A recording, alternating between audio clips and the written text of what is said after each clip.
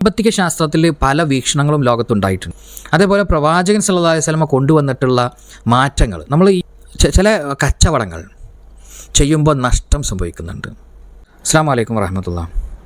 നമ്മൾ ഇന്ന് ചർച്ച ചെയ്യുന്ന വിഷയം എന്ന് പറയുന്നത് പലിശ ഇല്ലാതെ എങ്ങനെ ബിസിനസ് ചെയ്യാമെന്നുള്ളതാണ്. ഇത് യഥാർത്ഥത്തിൽ അതിൻ്റെ വീക്ഷണങ്ങൾ നമ്മൾ എടുത്ത് പറയുകയാണെന്നുണ്ടെങ്കിൽ വളരെ സിമ്പിളായിട്ടുള്ള കാര്യങ്ങളാണ്. പക്ഷെ അത് എടുത്തു പറയുന്നതിൻ്റെ ഒരു കാരണം എന്താണെന്ന് വെച്ച് കഴിഞ്ഞാൽ, ഞാൻ ഇന്നലെ ഒരു വീഡിയോ കാണുകയുണ്ടായി. ആ വീഡിയോയിൽ ഒരു സംരംഭകൻ, അദ്ദേഹം നല്ല വിജയിച്ചൊരു സംരംഭകനാണെന്നാണ് അദ്ദേഹത്തിൻ്റെ വാക്കുകളിൽ നിന്ന് മനസ്സിലാകുന്നത്. അത്തരത്തിലൊരു സംരംഭകൻ എന്ത് പറയുന്നു? പലിശ മാക്സിമം അവോയ്ഡ് ചെയ്യണമെന്നാണ് പറയുന്നത്. അതിൻ്റെ ടൈറ്റിൽ തന്നെ പലിശ ഇല്ലാതെ എങ്ങനെ ബിസിനസ് ചെയ്യാമെന്നുള്ളതാണ്. പക്ഷേ അദ്ദേഹം അതിൽ പറഞ്ഞ കാര്യത്തിൽ പലിശ ഇല്ലാതെ എങ്ങനെ ബിസിനസ് ചെയ്യാമെന്ന് അദ്ദേഹം പറയുന്നില്ല. പലിശ മാക്സിമം ഒഴിവാക്കണമെന്നും പലിശയുടെ ഗൗരവങ്ങളും പലിശ വരുന്ന ഏതൊക്കെ ട്രാൻസാക്ഷനുകൾ സാമ്പത്തികമായിട്ടുള്ള നടപടികളുണ്ട് എന്നൊക്കെയാണ് അദ്ദേഹം അതിൽ പറയുന്നത്. എന്നാൽ ഇസ്ലാം മുന്നോട്ട് വെച്ചിട്ടുള്ള ബദൽ സംവിധാനങ്ങളെക്കുറിച്ച് അദ്ദേഹം പറഞ്ഞിട്ടില്ല. അതിനെ കമൻറ്റ് സെക്ഷനുകളിലൊക്കെ അതിനെ ചോദ്യം ചെയ്യുന്നുണ്ട്. എന്താണ് നിങ്ങൾക്ക് ഇതിന് ബദലായി പറയാനുള്ളത് എന്ന് പലിശ നിരോധിച്ച ഇസ്ലാമിൻ്റെ വക്താക്കൾ തന്നെ ചോദ്യം ചോദിക്കുന്നുണ്ട്. അപ്പോൾ ഞാൻ എന്ത് ചെയ്യുകയാണ്, ആ വിഷയവുമായി ബന്ധപ്പെട്ടുകൊണ്ട് എനിക്ക് അറിയുന്ന കുറച്ച് കാര്യങ്ങൾ ഇവിടെ പറയുകയാണ്. അപ്പോൾ ആദ്യമായിട്ട് നമ്മൾ മനസ്സിലാക്കേണ്ട ഒരു വിഷയം എന്താണെന്ന് വെച്ച് കഴിഞ്ഞാൽ, സാമ്പത്തിക ശാസ്ത്രത്തിൽ പല വീക്ഷണങ്ങളും ലോകത്തുണ്ടായിട്ടുണ്ട്. സമ്പത്തുമായി ബന്ധപ്പെട്ടുകൊണ്ട്, പ്രോഫിറ്റുമായി ബന്ധപ്പെട്ടുകൊണ്ട്, അതേപോലെ തന്നെ ചരക്കുകളുമായി ബന്ധപ്പെട്ടുകൊണ്ട് എല്ലാം തന്നെ വ്യത്യസ്ത വീക്ഷണങ്ങളുണ്ടായിട്ടുണ്ട്. അതേപോലെ മൂലധനവുമായി ബന്ധപ്പെട്ടുകൊണ്ട്, പണവുമായി ബന്ധപ്പെട്ടുകൊണ്ട്. ഇപ്പോൾ ഒരു ചെറിയൊരു കാര്യം എടുക്കുകയാണെന്നുണ്ടെങ്കിൽ, ഒരു കമ്മോഡിറ്റിയുടെ വില എങ്ങനെ നിർണ്ണയിക്കണം എന്നുള്ളത് കാൾ മാർക്സിൻ്റെ വീക്ഷണങ്ങളുടെ അടിസ്ഥാനത്തിലുള്ള ലേബർ തിയറി ഓഫ് വാല്യൂ പറയുന്നത്, അത് ആ ഒരു പ്രൊഡക്റ്റ് ഉണ്ടാക്കാൻ മനുഷ്യൻ എത്രമാത്രം ഊർജ്ജം വിനിയോഗിച്ചു, ആ ഊർജ്ജത്തിൻ്റെ പ്രതിഫലത്തിന് തുല്യമായത് മാത്രമാണ് അതിൻ്റെ വിലയാകുന്നത് എന്നുള്ളതാണ്. മാർക്സ് ഇപ്രകാരം കൃത്യമായി തന്നെ പറയുന്നു. ആ പറയപ്പെട്ട വാല്യൂവിനേക്കാളും എത്ര അധികമാണോ ആ പ്രൊഡക്റ്റിൻ്റെ വില വരുന്നത്, ആ വില എന്ന് പറയുന്നത് ആരാണ് എടുക്കുന്നത്? ഇത് നിർമ്മിച്ച തൊഴിലാളിക്കൊരു മുതലാളി ഉണ്ടെങ്കിൽ ആ മുതലാളിയാണ്.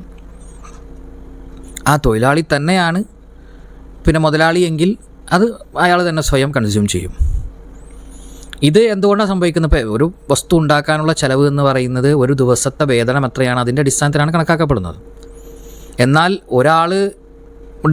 ഒരാളുടെ ഒരു ദിവസ വേതനത്തിന് തുല്യമായ തുക കൊണ്ട് ഒരു പ്രൊഡക്റ്റ് ഉണ്ടാക്കാമെന്നിരിക്കട്ടെ, മാർക്കറ്റിൽ ആ പ്രൊഡക്റ്റിന് അതിൻ്റെ 10 ഇരട്ടി വില ഉണ്ടാവും. അപ്പോൾ അതിനനുസരിച്ച്, അതായത് ഡിമാൻഡിനനുസരിച്ച് വില ആരുടെ കയ്യിലാണോ ഈ പ്രൊഡക്റ്റ് ഉള്ളത് അയാൾക്ക് വില നിർണ്ണയിക്കാം. എന്നാൽ മാർക്സ് പറയുന്ന അത്തരത്തിൽ നിർണ്ണയിക്കാൻ പാടില്ല എന്നുള്ളതാണ്. ഒരു മനുഷ്യൻ്റെ ഊർജ വിനിയോഗത്തേക്കാൾ കൂടുതൽ അതിന് കൂടുതൽ വില നിർണ്ണയിക്കുന്നുവെങ്കിൽ അത് തെറ്റാണ് എന്നാണ് മാർക്സിൻ്റെ വീക്ഷണം.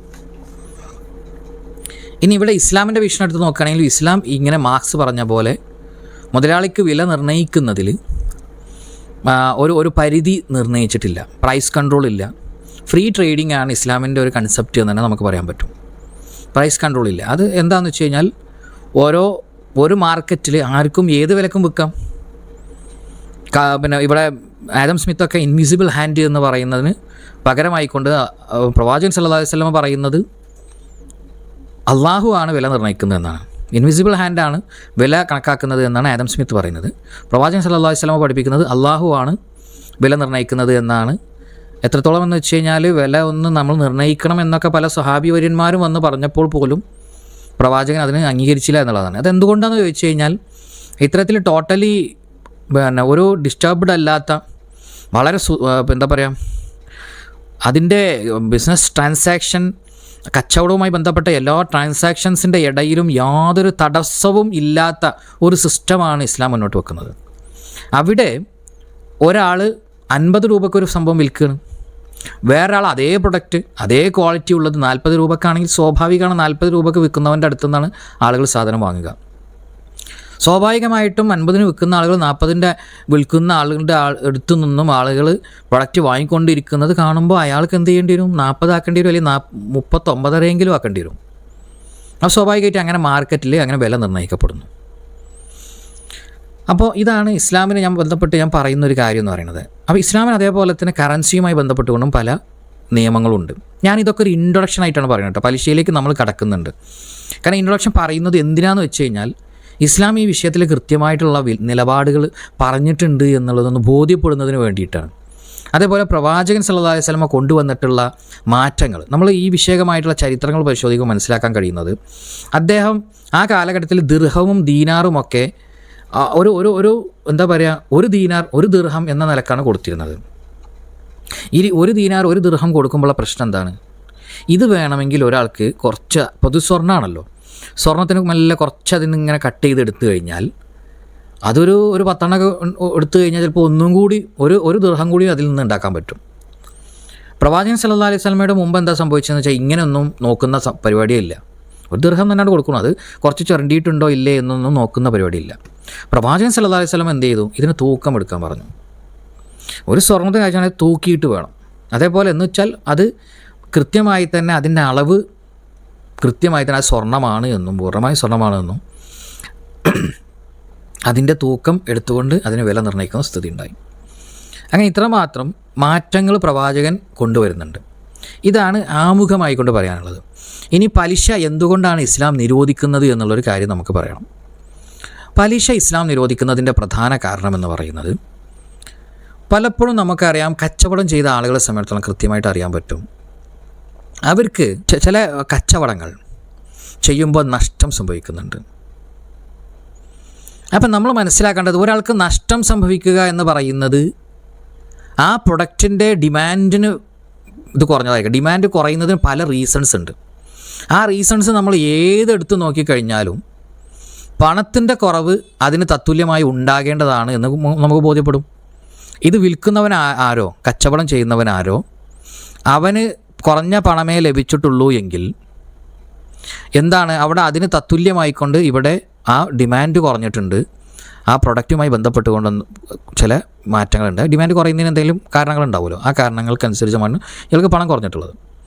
ഇവിടെ ഈ പലിശയുമായി ബന്ധപ്പെട്ടുകൊണ്ട് സംഭവിക്കുന്നത് എന്തെന്നാൽ, ഈ കച്ചവടക്കാരന് പണം കൊടുത്തിട്ടുള്ള ഒരാൾ, അയാൾ പലിശ വാങ്ങുകയാണ്. എങ്ങനെ? ഈ കച്ചവടക്കാരന് നഷ്ടം സംഭവിച്ചിട്ടുണ്ട്. നമ്മൾ മനസ്സിലാക്കുക, 10% നഷ്ടം സംഭവിച്ചു എന്ന് വിചാരിക്കുക. അയാൾക്ക് 10,000 രൂപയായിരുന്നു മൂലധനം കൊടുത്തതിന്, ഈ നഷ്ടം സംഭവിച്ചപ്പോൾ അയാൾക്ക് 9,000 അയാൾക്ക് ലഭിച്ചിട്ടുള്ളത്. 10% മുഴുവൻ നഷ്ടപ്പെട്ടു കഴിഞ്ഞു. ഈ പലിശക്കാരന് അല്ലെങ്കിൽ പണം സപ്ലൈ ചെയ്ത ആൾക്ക് വീണ്ടും ഒരു 10% കൊടുക്കേണ്ടി വരുമ്പോൾ എന്താ സംഭവിക്കുന്നത്? കച്ചവടക്കാരനെന്ന പ്രവൃത്തി ചെയ്യുന്ന, വർക്ക് ചെയ്യുന്ന പ്രവർത്തന മണ്ഡലത്തിലുള്ളൊരു വ്യക്തി വീണ്ടും ക്ഷീണിക്കുന്നു. എത്രത്തോളം എന്ന് പറഞ്ഞു കഴിഞ്ഞാൽ, പലപ്പോഴും ഈ പലിശ കൊടുക്കുന്നതോടുകൂടി അവൻ ഇതിൽ നിന്ന് ഓവർകം ചെയ്യാൻ പറ്റാത്ത കോലത്തിലേക്ക് പോവുകയാണ്. അത്രയും താഴെ കിടിഞ്ഞു പോകുന്നു. ഇതാണ് ഇസ്ലാം അഡ്രസ്സ് ചെയ്യുന്ന ഏറ്റവും പ്രധാനപ്പെട്ട വിഷയം എന്ന് പറയുന്നത്. നമ്മൾ ഇത് എടുത്ത് പരിശോധിക്കുകയാണെന്നുണ്ടെങ്കിൽ, ഖുർആൻ എടുത്ത് പരിശോധിക്കുകയാണെങ്കിൽ, ഖുർആൻ പല സ്ഥലത്തും അൽ-ബഖറയിലെ 2 എന്ന് പറഞ്ഞ അൽ-ബഖറ 2 എന്ന് പറഞ്ഞ സൂറത്തിൽ 275 മുതൽ 279 പലിശയുമായി ബന്ധപ്പെട്ടാണ് പറയുന്നത്. അൽ ഇമ്രാനിൽ 3-ാമത്തെ സൂറത്താണ് 130-ാമത്തെ ആയത്ത്. അദ്ദേഹം അവിടെ കൃത്യമായി തന്നെ പറയുന്നത് അള്ളാഹു പലിശയെ തകർത്ത് കളയുമെന്നുള്ളതാണ്. അതേപോലെ തന്നെ സൂറത്തു നിസാലുണ്ട്, സൂറത്തുൽ റൂമിലുണ്ട്. സൂറത്തു നിസാലിൽ 161-ാമത്തെ ആയത്താണ്. സൂറത്തുൽ റൂമിൽ 39-ാമത്തെ ആയത്തിലാണ്. ഇതുപോലെ ഹദീസുമായി ബന്ധപ്പെട്ടുകൊണ്ട് നമ്മൾ പഠന വിധേയമാക്കുകയാണെങ്കിൽ, സഹീഉൽ ബുഖാരിയിൽ 2468 നിങ്ങൾ ഒഴിവാക്കേണ്ട തെറ്റുകളെക്കുറിച്ച് പറയുന്നുണ്ട്. പിന്നെ ഇബ്നു മാജ 2276 ലോകത്തിൻ്റെ അവസാന നാളിൽ ആർക്കും പലിശ തൊടാൻ പറ്റാതിരിക്കാൻ കഴിയില്ല എന്ന സ്ഥിതി വിശേഷം വരുമെന്ന് പറയുന്നുണ്ട്. അങ്ങനെ ഒട്ടനവധി, ഇത് നമുക്ക് വിശദീകരിക്കേണ്ട ആവശ്യമില്ലല്ലോ. നമ്മൾ വളരെ സിമ്പിളായി മനസ്സിലാക്കേണ്ട, പലിശ പൂർണ്ണമായിട്ട്, പലരും യൂഷ്വറിയാണ്, കൊള്ളപ്പലിശയാണ് നിരോധിക്കപ്പെട്ടത് എന്നൊക്കെ പറയും. അല്ല, അങ്ങനെയല്ല. ഹദീസുകൾ നമ്മൾ കൃത്യമായി തന്നെ മനസ്സിലാക്കാൻ പറ്റും. സ്വർണവും കൈമാറുമ്പോൾ സ്പോട്ടിലാവണം എന്ന് വരെ പ്രവാചകൻ സല്ലല്ലാഹു അലൈഹി വസല്ലം പറയുന്നുണ്ട്. ഒരിക്കൽ ബിലാൽ റളിയല്ലാഹു അൻഹു ഒരു കുറച്ച് കാരക്കകളുമായി വന്നപ്പോൾ, ആ കാരക്ക വളരെ നല്ല ഇനം കാരക്കയാണ്. പ്രവാചകൻ ചോദിച്ചു, ഇത് എവിടുന്ന് കിട്ടി? അപ്പോൾ ബിലാൽ റളിയല്ലാഹു അൻഹു പറഞ്ഞു, എൻ്റെ അടുത്ത് കുറച്ച് ക്വാളിറ്റി കുറഞ്ഞ കാരക്ക ഉണ്ടായിരുന്നു, ഞാൻ അതുമായിട്ട് ഈ നല്ല കാരക്കയെ എന്ത് ചെയ്തു? വിനിമയം ചെയ്തു. എൻ്റെ കുറച്ച് മോശമായിട്ടുള്ള കാരക്ക ഞാൻ അദ്ദേഹത്തിന് കൊടുത്തതിന് ക്വാണ്ടിറ്റി കൂടുതലാണ്, ക്വാളിറ്റി കുറവാണ്. ക്വാളിറ്റി കൂടിയ ക്വാണ്ടിറ്റി കുറഞ്ഞ് ഞാൻ എടുത്തു. പ്രവാചകൻ സല്ലല്ലാഹു അലൈഹി വസല്ലം പറഞ്ഞു, ഇത് ശുദ്ധമായ പലിശയായല്ലോ എന്നാണ് പറഞ്ഞത്. അപ്പോൾ നമ്മൾ മനസ്സിലാക്കേണ്ടത് അവിടെ പ്രവാചകൻ സല്ലല്ലാഹു അലൈഹി വസല്ലം പറയുന്നത് ഇത്രയേ ഉള്ളൂ. അപ്പോൾ നമുക്ക് ചിന്തിച്ചാൽ തോന്നുന്നത് എന്താണെന്ന് വെച്ച് കഴിഞ്ഞാൽ രണ്ടും സെയിം അല്ലെന്ന് തോന്നിപ്പോവും. പക്ഷേ ഇവിടെ ശ്രദ്ധിക്കേണ്ടത് റിബ എന്ന് പറയുന്നതിലേക്ക് ഒരു നിങ്ങൾ കടക്കരുത് എന്നുള്ളത്. അതിലെ ഹിക്മത്ത് നമ്മൾ പഠിക്കുമ്പോൾ നമുക്ക് കൂടുതൽ അനാവൃതമാകും. പ്രവാചകൻ സല്ലല്ലാഹു അലൈഹി വസല്ലം പറയുന്നത് നിൻ്റെ ക്വാളിറ്റി കുറഞ്ഞ ക്വാണ്ടിറ്റി കൂടിയ കാരക്കൊക്കെ ഒരു വില നിർണ്ണയിക്കുക, എന്നിട്ട് അതേ വിലക്ക് ക്വാളിറ്റി ഉള്ളത് വാങ്ങുക. അങ്ങനെ വാങ്ങിയാലും ഇത് സെയിം ആയിരിക്കും ഉണ്ടാവുക. പക്ഷെ അവിടെ നിർണ്ണയിക്കണം, അത് വിനിമയത്തിന് ഉപയോഗിക്കുന്നതുമായിട്ട് തുലനം ചെയ്യണമെന്നാണ് പ്രവാചകൻ സല്ലല്ലാഹു അലൈഹി വസല്ലം പഠിപ്പിക്കുന്നത്. ഇതിൻ്റെ ഹിക്മത്ത് നമ്മൾ ചിന്തിച്ചെടുക്കണം. അപ്പോൾ ഇത് റിബ പൂർണ്ണമായി തന്നെ, പലിശ പൂർണ്ണമായി തന്നെ ഇസ്ലാം നിരോധിച്ച് കളഞ്ഞിട്ടുണ്ട്. ഇനി പലിശ പൂർണ്ണമായി നിരോധിച്ചു എന്ന് നമ്മൾ മനസ്സിലാക്കി. എന്തുകൊണ്ടാണ് പലിശ നിരോധിക്കാൻ കാരണവും എന്ന് നമ്മൾ മനസ്സിലാക്കി. ഇനി നമ്മൾ പറയാൻ പോകുന്നത് എന്താണ് ഇസ്ലാം ഇതിന് ബദലായി മുന്നോട്ട് വെക്കുന്നത് എന്നുള്ളതാണ്. ഇസ്ലാം മുന്നോട്ട് വെക്കുന്ന കാര്യം എന്ന് പറയുന്നത് ഇതാണ്. ഇവിടെ പ്രവർത്തിക്കുന്ന അധ്വാനിക്കുന്ന ഒരു കച്ചവടക്കാരൻ, ആ കച്ചവടക്കാരൻ അധ്വാനിക്കുന്നു, പണം ഇറക്കുന്നത് മറ്റൊരാളാണ്. പണം അയാളുടെ കയ്യിലുള്ള പണം അയാളുടെ അധ്വാന ഫലമാണ്, അല്ലെങ്കിൽ അയാളുടെ പിതാവിൻ്റെയോ അധ്വാന ഫലമാണ്. ഏതായാലും അധ്വാന ഫലം മാത്രമേ പണമായി കിട്ടുള്ളൂ. അപ്പോൾ ഈ മനുഷ്യൻ എന്ത് ചെയ്യണം? ഒരു വ്യക്തി തൻ്റെ പണം എടുത്ത് ഇവിടെ അധ്വാനിക്കുന്നവന് നൽകുന്നു.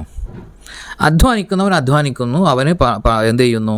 അവന് കച്ചവടം ചെയ്യുന്നു, അല്ലെങ്കിൽ മാനുഫാക്ചറിങ് എന്തോ ആട്ടെ ബിസിനസ് ചെയ്യുന്നു. അങ്ങനെ ചെയ്ത് കഴിഞ്ഞാൽ അതിൽ ലാഭം ഉണ്ടാവുകയാണ്. ലാഭം ഉണ്ടാകുമ്പോൾ ആ ലാഭത്തിൻ്റെ ഇത്ര വിഹിതം അവരെത്രയാണോ ആദ്യം കണക്കാക്കിയത്, ആ കണക്കാക്കിയത് എന്ത് ചെയ്യുന്നു? അവർ ഷെയർ ചെയ്യുന്നു. ഇപ്പോൾ പണം ഇറക്കിയ ആൾ ഈ ബിസിനസ്സുമായി ബന്ധപ്പെട്ടുകൊണ്ടുള്ള ഒരുപാട് ദിശ എന്താ പറയുക, അതിന് കൃത്യമായി തന്നെ അതിനുവേണ്ട കാര്യങ്ങൾ അദ്ദേഹത്തിൻ്റേതായ കോൺട്രിബ്യൂഷൻസ് നൽകുകയാണ്. അദ്ദേഹം വർക്ക് ചെയ്യുകയാണെന്നുണ്ടെങ്കിൽ അദ്ദേഹത്തിന് ഷെയർ കൂടുതലായിരിക്കും. അതല്ല അദ്ദേഹം ഒരു സൈലൻറ്റ് പാർട്ട്ണർ ആണെന്നുണ്ടെങ്കിൽ സ്വാഭാവികമായിട്ടും അദ്ദേഹത്തിൻ്റെ ഷെയർ കുറവായിരിക്കും. അപ്പോൾ ഇവിടെ ഞാൻ പറയുന്നൊരു വിഷയം എന്താണെന്ന് വെച്ച് കഴിഞ്ഞാൽ, ഇത്തരത്തിൽ ഷെയർ ചെയ്യപ്പെടുമ്പോൾ അതിൽ പണം ഇറക്കുന്നവൻ്റെ കോൺട്രിബ്യൂഷൻ എത്രയാണോ അതിനനുസരിച്ച്, അതിലുണ്ടാകുന്ന ഡിമാൻഡിനനുസരിച്ച് അവന് ഷെയർ നൽകപ്പെടുന്നു. ഇവിടെ ലോസ് ആണ് ഉണ്ടാകുന്നതെന്ന് വിചാരിക്കുക, നഷ്ടം സംഭവിച്ചെങ്കിൽ ഇവിടെ പണം ഇറക്കിയാൽ അത് സഹിക്കുന്നു. അപ്പോൾ എന്ത് സംഭവിച്ചു? ഈ പണം ഇപ്പുറത്ത് നഷ്ടം സംഭവിച്ചപ്പോൾ ഇവിടെ പണവും കുറഞ്ഞു.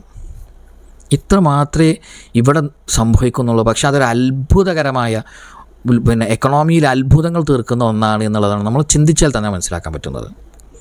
ഇതാണ് ഇസ്ലാമിക എക്കണോമിക്സ് എന്ന് പറയുന്നത്. അപ്പോൾ എന്താണ് സംഭവിക്കുക? അപ്പോൾ ഒരാൾ കച്ചവടം ചെയ്യുന്നു. ഈ കച്ചവടം ചെയ്യുമ്പോൾ അയാൾക്ക് നഷ്ടം സംഭവിക്കുകയാണെന്നുണ്ടെങ്കിൽ അയാൾ ഓൾറെഡി 10% നഷ്ടത്തിലാണ്.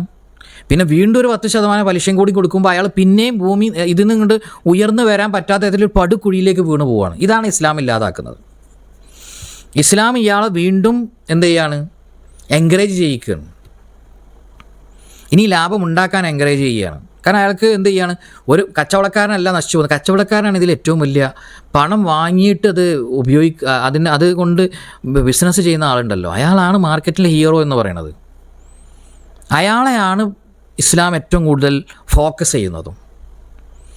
അയാളാണ് മാർക്കറ്റിനെ വളർത്തിക്കൊണ്ടുവരുന്നത്. അതുകൊണ്ട് തന്നെ ഇസ്ലാമിൻ്റെ ഫോക്കസ് മുഴുവൻ മാർക്കറ്റിലേക്കാണ്. ഇവിടെ ഈ വ്യക്തിയെ ഫോക്കസ് ചെയ്യുന്നതോടൊപ്പം തന്നെ മാർക്കറ്റിലെ ഈ സമ്പത്തിൻ്റെ വികേന്ദ്രീകരണത്തിന് വേണ്ടിയിട്ടുള്ള കാര്യങ്ങൾ ഇസ്ലാം ഒരുപാട് കാര്യങ്ങൾ പറയുന്നുണ്ട്. പക്ഷേ ഇസ്ലാമിൻ്റെ അത്യന്ത ലക്ഷ്യം എന്ന് പറയുന്നത് വികേന്ദ്രീകരണമാണ് എന്നും, വികേന്ദ്രീകരണത്തിന് വേണ്ടിയാണ് യഥാർത്ഥത്തിൽ ഇത്തരത്തിൽ കൂട്ടുകെട്ടുള്ള ബിസിനസ്സുകളൊക്കെ പ്രൊമോട്ട് ചെയ്യുന്നത്. ഇനി നമ്മളിവിടെ പറഞ്ഞു, കച്ചവടക്കാരൻ പലിശ വ്യവസ്ഥയിൽ കച്ചവടക്കാരൻ ക്ഷീണിക്കുന്നു. ഈ ക്ഷീണിക്കുമ്പോൾ അയാളുടെ പർച്ചേസിങ് കപ്പാസിറ്റി കുറയുന്നു. അധ്വാനിച്ചവൻ്റെ പർച്ചേസിങ് കപ്പാസിറ്റി കുറയാൻ പാടുണ്ടോ? ഒരിക്കലും പാടില്ല. എന്നാൽ ഇവിടെ പർച്ചേസിങ് കപ്പാസിറ്റി ആർക്കാണ് കൂടിയത്? യഥാർത്ഥത്തിൽ എന്താണ് ഈ പർച്ചേസിങ് കപ്പാസിറ്റി? പർച്ചേസിങ് കപ്പാസിറ്റി തന്നെ അവൻ്റെ കയ്യിലുള്ള എത്ര പൈസ ഉണ്ടോ അതന്നെ, പൈസ എത്ര കൂടുന്നോ അത്രയും അവന് പർച്ചേസ് ചെയ്യാനുള്ള കഴിവുണ്ടാവും.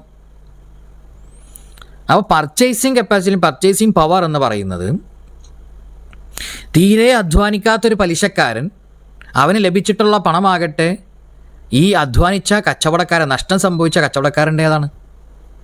അങ്ങനെയുള്ള ഒരാളുടെ പണം എടുത്തുകൊണ്ട്, അപ്പോൾ പണം ലഭിച്ചത് കൊണ്ടാണ് ഇവൻ പോയിട്ട് സാധനങ്ങൾ വാങ്ങുന്നത്. അപ്പോൾ സാധനങ്ങൾ എവിടെ നിന്നാണോ അവൻ വാങ്ങുന്നത്, ഈ കമ്മോഡിറ്റീസ് അവൻ എവിടെ നിന്നാണ് വാങ്ങുന്നത്? മാർക്കറ്റിൽ നിന്നാണ്.